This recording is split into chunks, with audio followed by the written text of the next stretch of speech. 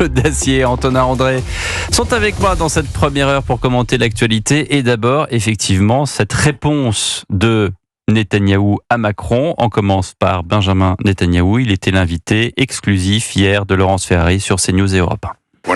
On est au début de la fin, on n'est pas encore vraiment à la fin. Et je veux que les Français m'écoutent et m'entendent. Nous ne combattons pas seulement pour nous, mais nous combattons pour vous aussi. Ce n'est pas seulement du terrorisme. C'est pire que cela. Ces gens-là vous tueraient tous s'ils le pouvaient.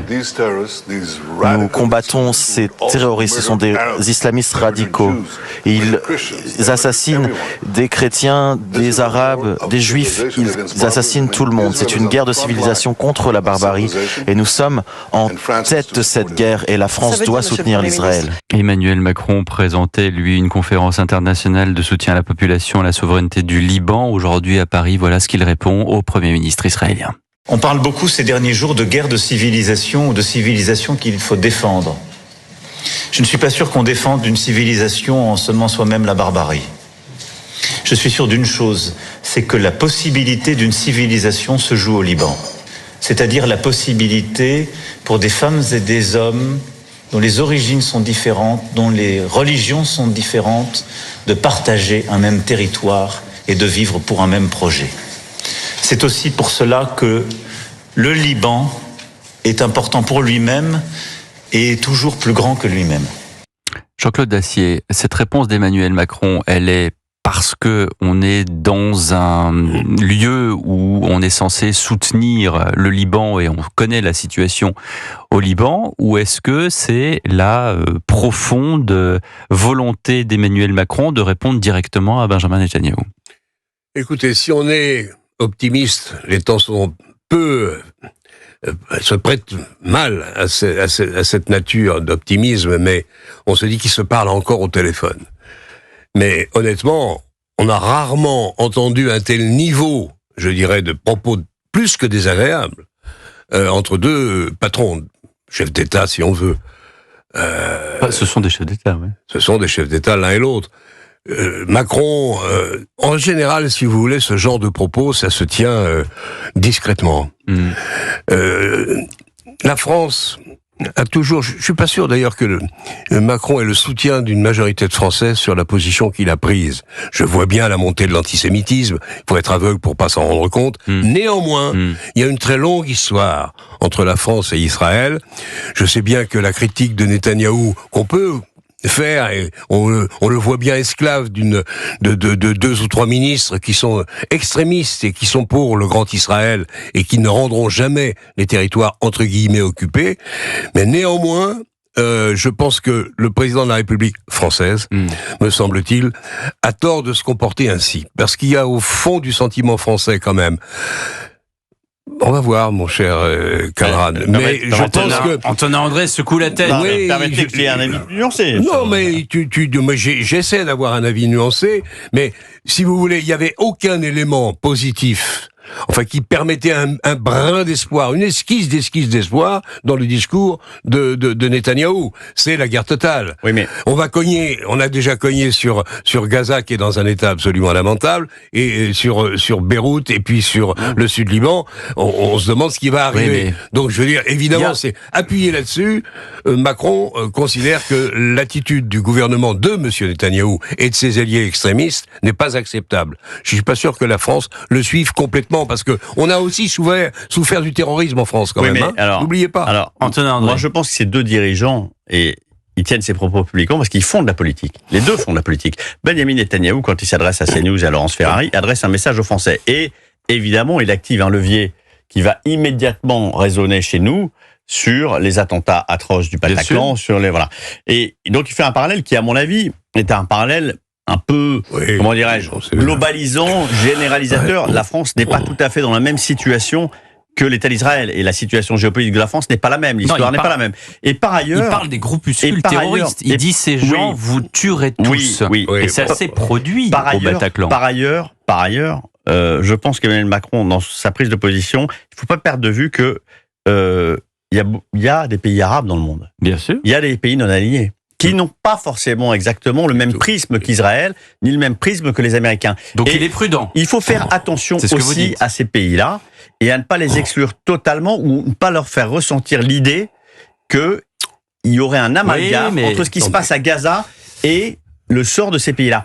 Non, mais la diplomatie, c'est parfois aussi des messages politiques à double niveau. Oui, mais et quand Emmanuel Macron dit la barbarie... C'est ça, il reprend le mot de barbarie. En fait, on ne peut pas combattre les terroristes avec les mêmes outils que les terroristes. Et donc, ce discours peut s'entendre. C'est-à-dire que les démocraties s'enorgueillissent aussi en réfutant l'idée, par exemple, de la peine de mort. C'est pas les mêmes ou en outils. réfutant... Non, mais c'est pas les mêmes outils que les terroristes. Non, mais dans les mots... L'armée israélienne ne réplique pas de la même façon que les terroristes du Hamas. Ce que je veux dire, c'est que...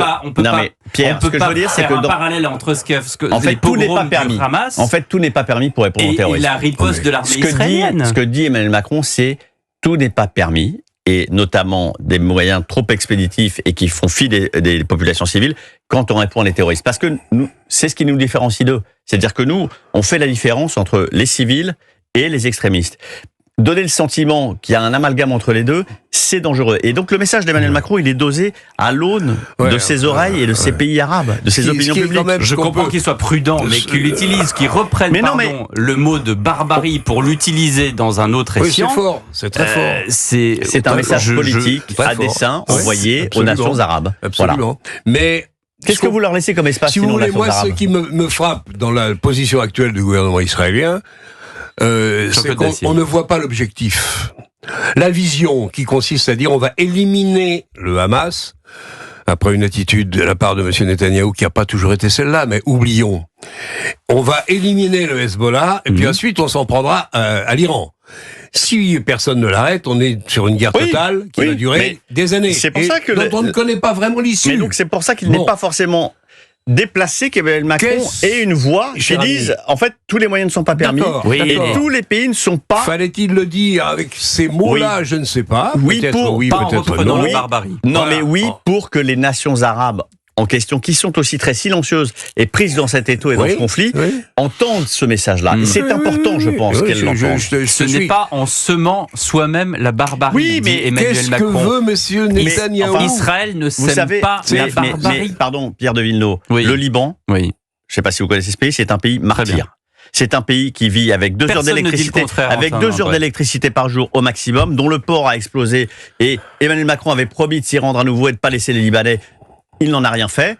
Et donc, ce pays aujourd'hui subit la colère d'Israël parce que il y a effectivement sur son sol un mouvement comme le Hezbollah qui a des actions terroristes contre Israël, et c'est toute la population libanaise qui se prend cette riposte sur la tronche. Donc, si vous voulez, le pays et qui en attendant dirige le Liban. J'entends ce que vous dites. C'est une tragédie, on le pense tous en entendant André. Ça ne sont pas seulement des dirigeants et des gens qui instrumentalisent, ce sont des civils. Bien sûr. Et si vous vous adressez pas un moment à ces populations civiles aussi. Oui, mais si vous ne vous adressez pas, c'est pas eux qui subissent le plus de dommages en ce moment. Pardonnez-moi. Vous vous souvenez du 7 octobre, Antonin André? Mais le 7 octobre, c'est autre chose. C'est un acte barbare, génocidaire, voilà, et qui est qualifié comme tel. Mais ça peut se reproduire, mais est-ce que la façon de le combattre et de le prévenir, c'est de semer et d'amplifier la colère ou la haine de populations qui sont aussi des victimes collatérales, des objectifs terroristes. Ce qui, moi, m'apparaît quand même Jean-Claude Dacier. Très ennuyeux pour le monsieur Netanyahou, c'est qu'on ne voit pas où il veut en venir. Exactement.